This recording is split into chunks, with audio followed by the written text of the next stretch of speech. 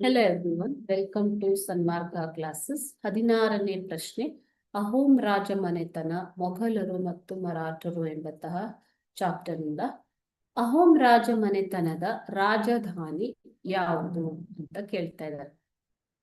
ಇದು ಅಹೋಮ್ ರಾಜಮನೆತನದ ಒಂದು ರಾಜ ಲಾಂಛನ.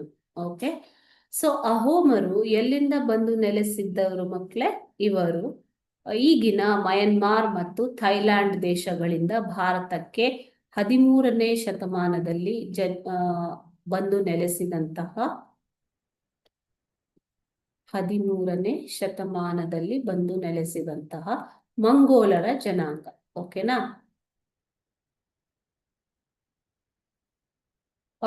ಇವರು ಶಾನ್ ಜನಾಂಗಕ್ಕೆ ಸೇರಿದಂತವರು.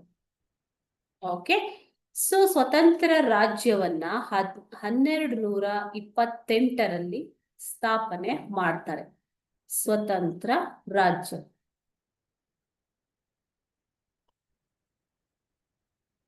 ಯಾರು ಸ್ಥಾಪನೆ ಮಾಡಿದ್ದು ಮಕ್ಕಳೇ? ಸುಕಫಾ ಸ್ಥಾಪನೆ ಮಾಡಿದಂತಹ ಸ್ವತಂತ್ರ ರಾಜ್ಯ. ಓಕೆನಾ?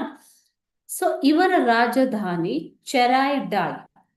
ಚೆರಾಯ್ ಡಾಯ್ ಇವರ ಮೊದಲ ರಾಜಧಾನಿಯಾಗಿತ್ತು. ಓಕೆ, ಚೆರಾಯ್ ಡಾಯ್ ಇವರ ಮೊದಲ ರಾಜಧಾನಿ.